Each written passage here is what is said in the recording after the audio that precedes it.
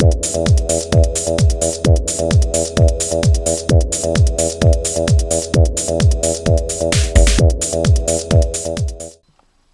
there everyone.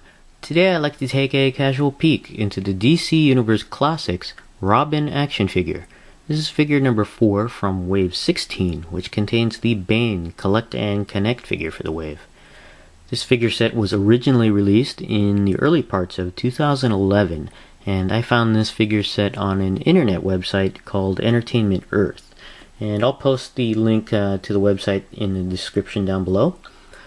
And I purchased this set as a part of the entire set of Wave 16. It consisted of 8 figures, one of each figure from the wave, including an alternate headed Robin and an all-star figure Batman, and the set cost $120. Taking a look at the packaging here, you could see that Wave 16 is yet again another redesign of the packaging. And this version of the packaging is a little bit taller. It's the same width as the older style packaging, just got more room to, I guess, to display the figure height-wise. And you have a new design on the backing card, which is kind of neat. Taking a look at the figure here in the package, you could see this is the standard version of the Robin figure, and is the Silver Age Robin. You can tell by the mask. The mask is a domino mask, which represents Robin from the Silver Age. And the alternate, I guess, headed Robin figure is the Golden Age Robin, which has a wraparound mask instead of a domino mask. And you could see here the figure set comes with an accessory here, which is kind of neat. And looking at the figures that I got from Wave 16, it looks like the QC issues that Mattel has suffered from is continuing on from Wave 14. And this particular figure, you could, I don't know if you could see it here, but these ankles look very suspect. I hope they're okay, and I hope they don't break off or are stuck. But it looks like the hinges to the ankles are painted over, so I don't know if they'll be hard to move or not. And also there's a loose piece of plastic in between the ankle itself and his pixie boots there, so I'm not sure what's going on there, but this is the Robin figure from the front. And on the other side here you can see the back of the package there. And up above you can see a biography of the Dick Grayson version of Robin. And also down below you can see some statistics for Robin. And also a picture here of the standard version of the Robin figure. And down below are the figures from Wave 16. We have Jonah Hex, the Creeper, the Riddler, Robin, Mercury, and Azrael Batman. The only variant in this entire wave is the Robin figure. As I mentioned, it has the Golden Age version of Robin, and the only differences are the heads. And over here you can see the Collect and Connect figure of Bane. And we'll be right back and have Robin here out of the package. Okay, we have Robin out of the package, and we'll go ahead and take a look at the items that come included with the figure. First up, we'll take a look at the Collect and Connect pieces, which is the head of Bane here. Just kind of neat. You can see some of the details of the head sculpt. Kind of neat, especially around the eyes. It looks like he is wearing a mask with the little tiny folds in the eyes there. It's pretty cool. And you can see some of the zipper detail on the mask and some hard plastic sculpted tubes going into the back of his head there. It's actually kind of neat on there. And another piece that comes included is the lower torso or underoos of Bane. You can see the belt here, the peg to plug into the torso there, and his crotch region area. It's kind of interesting here is that the belt here is made of a softer plastic, and if you look underneath, you can see the lower torso doesn't even go all the way to the front here. And looks like they tried to Mattel tried to get away with using less plastic for the parts, because on previous Collect and Connect figures the plastic could go all the way to the front here, but it's not. And because of that, you can see you can actually bend this belt downwards. So I don't know if that's going to help or hinder the articulation once you connect the legs or not, but these are the Collect and Connect pieces that come included with Robin, the head and lower torso of Bane on there. Next thing we'll take a look at here is a Batarang here, and this one's a bit smaller than the one that comes with Batman on there, and Robin can hold it fairly well on there, and I could see this particular accessory being easily lost. It's just really tiny, and I can just see it getting lost in the carpet or some other place, or in between the couch cushions or something. But if you really don't keep track of your stuff, so. But this is the Batarang there.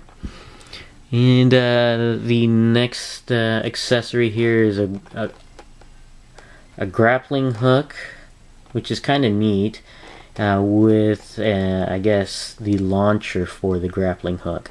This is a non-firing grappling hook. There's no spring-loaded mechanism or anything like that, which is kind of neat on there. And let me just show you some more detail on the actual grappling hook there. And let me get that enough focus there. You can see it's made of a very thin plastic or rubberized material on there, and the hook is connected to this through this vinyl thread here on there, and you can see the base of the grappling hook is very thin, and you can see the launcher here.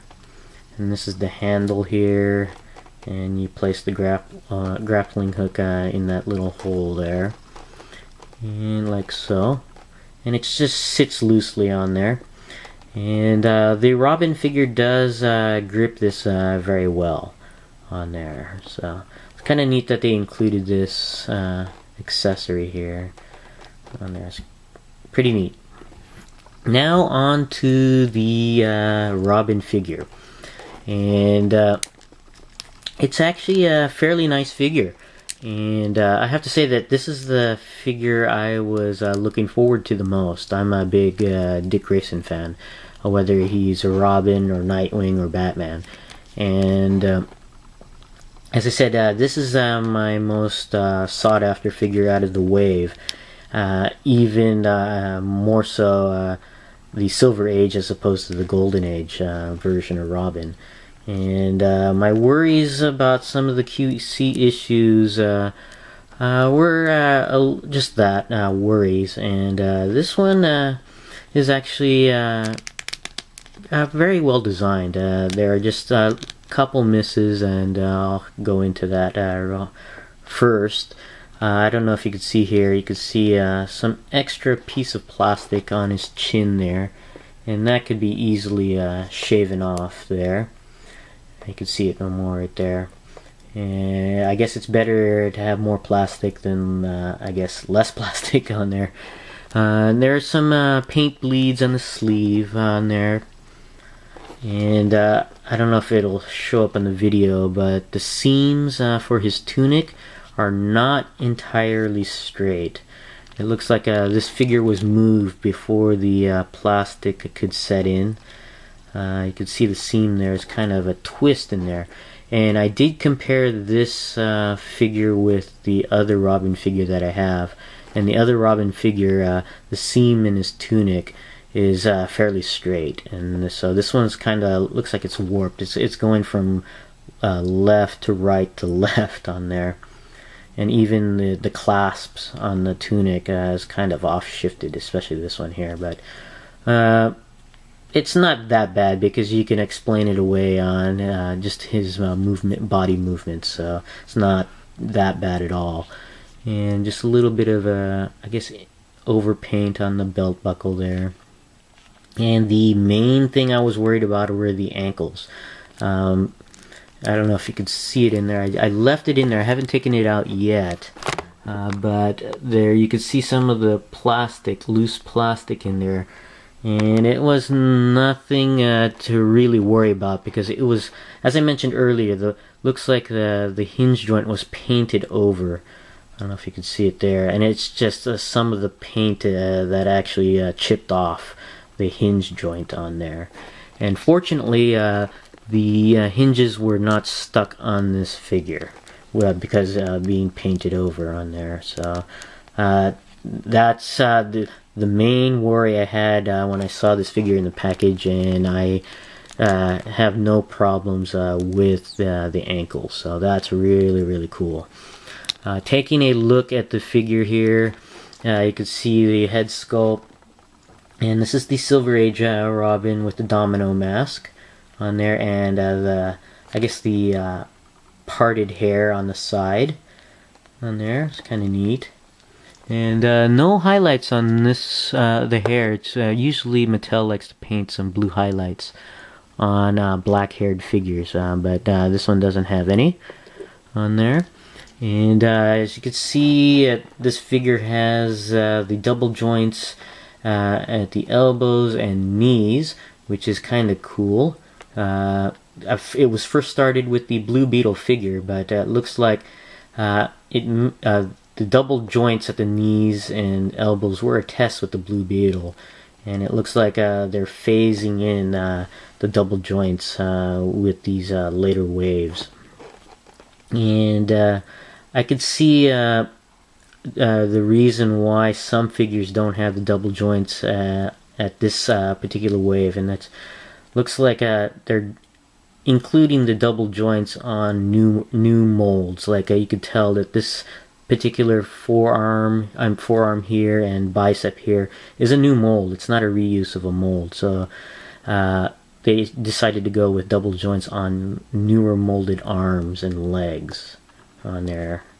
So that's kind of cool on there. And the cape here is still a thicker plastic, but it's a lot more pliable on here and rigid at the same time, as that's preformed, but you can still bend it here and there. But it does impede a little bit of the articulation, especially bending backwards on there. So, but it's a short cape, so it doesn't impede it too much, like some of the other older DC Universe Classics figures on there.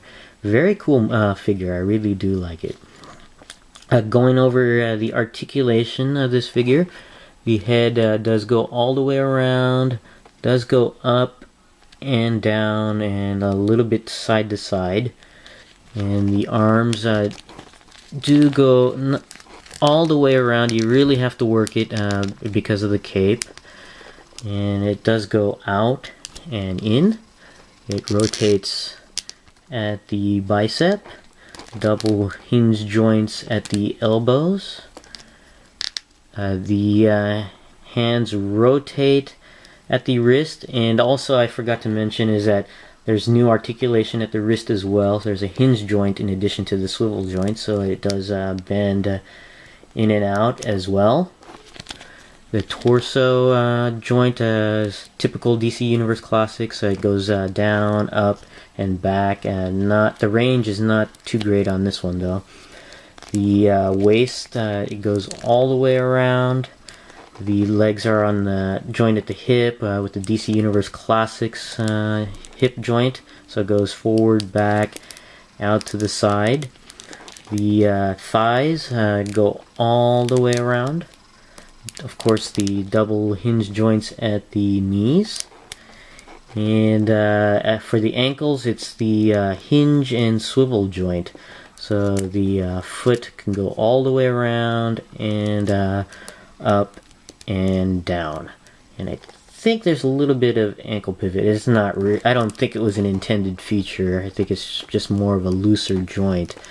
But this one doesn't move as much. But this one's a little bit looser, and it does provide a tiny bit of ankle pivot. But overall, it's an excellent figure. And I'm glad to have a Silver Age Robin figure. I'm very happy, and this actually would go well with the Wave 1 Batman, or even I think the Public Enemy's blue and gray Batman, especially the Golden Age version of Robin. But this is my casual peek into the DC Universe Classics Robin figure, the standard Robin figure, or the Silver Age Robin figure.